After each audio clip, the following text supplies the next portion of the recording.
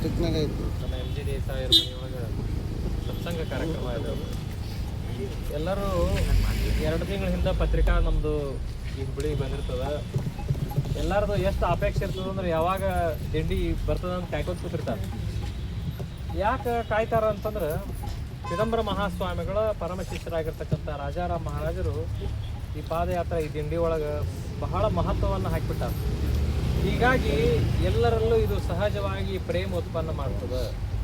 ನಾವು ಎಷ್ಟೋ ಊರೊಳಗೆ ನೋಡ್ತೀವಿ, ಪಾದಯಾತ್ರಾರ್ಥಿಗಳನ್ನು ಎಷ್ಟು ಸಡಗರದಿಂದ ಕರ್ಕೊಂಡು ಬರ್ತಾರ, ಸತ್ಸಂಗ ಆಗ್ತದೆ, ಎಲ್ಲ ಆಗ್ತದೆ. ಆ ಊರು ಹೊರಗೆ ಬಂದ್ಗಳು ಆ ಮನೆಯನ್ನ ಅಳಿಗೆ ಚಾಲು ಮಾಡ್ತಾರೆ. ನಮಗೆ ಭಾಳ ಆಶ್ಚರ್ಯ ಬರ್ತದೆ.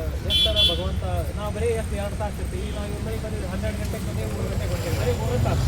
ಈ 3 ತಾಸಿನಲ್ಲಿ ಎಲ್ಲರೂ ಎಷ್ಟು ಇದ್ರೊಳಗೆ ಸೇರ್ಕೊಂಡ್ಬಿಡ್ತಾರೆ ಅಂತಂದ್ರೆ ಚಿದಂಬರ ಮಹಾಸ್ವಾಮಿಗಳು ಆ ನಾಮದಲ್ಲಿ, ಆ ಸತ್ಸಂಗದಲ್ಲಿ ಎಲ್ಲರನ್ನು ಹಿಡಿದಿಟ್ಕೊಂಡ್ಬಿಡ್ತದೆ ಆ ಶಕ್ತಿ ಅಂತಕ್ಕಂಥದ್ದು.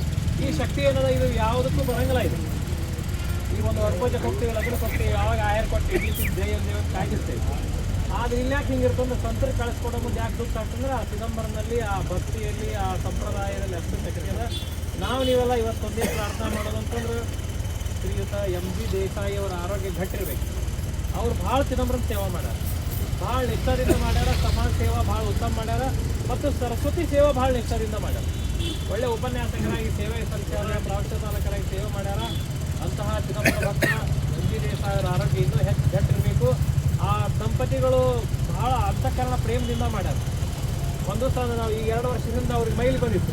ಆದರೂ ಅವರು ಮೈಲಿ ಬಂದರೂ ಕೂಡ ನಾವು ಸಂತರಿಗೆ ಪ್ರಸಾದ ಆಗ್ತೀವಿ ಅಂತ ತಿಳ್ಕೊಂಡು ಆ ರಾಘವೇಂದ್ರ ಸ್ವಾಮಿ ಮಠದಲ್ಲಿ ಏನೂ ಪರಿಯಾಗದಂಗೆ ನಮಗೆ ಊಟಕ್ಕೆ ಹಾಕಿ ನಮಗೆ ಮತ್ತೆ ಕಳಿಸ್ಕೊಟ್ರು. ಭಾಳ ಆನಂದದಿಂದ ಸತ್ಸಂಗ ಮಾಡಿದ್ರು.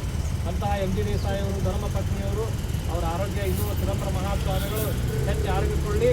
ಎಲ್ಲ ಚಿದಂಬರ ಭಕ್ತರಲ್ಲಿ ವಿಜ್ಞಾಪನೆ ಏನಂದ್ರೆ ಅವ್ರ ಆರೋಗ್ಯಕ್ಕೋಸ್ಕರ ನಾವು ಕೇಳೋಣ ಅಂತ ಹೇಳ್ತಾ ನಮ್ಮ ಪಾದಯಾತ್ರೆಯನ್ನು ನಾವು ಮುಂದುವರಿಸ್ತೇವೆ. ಬೋಲಾ ಚಿದಂಬರ. ಇಲ್ಲಿ ಜೋಗಿ 9,090, ಟೋಟಲ್ 2 ಲಕ್ಷ 2,02,000. ಚಿದಂಬರ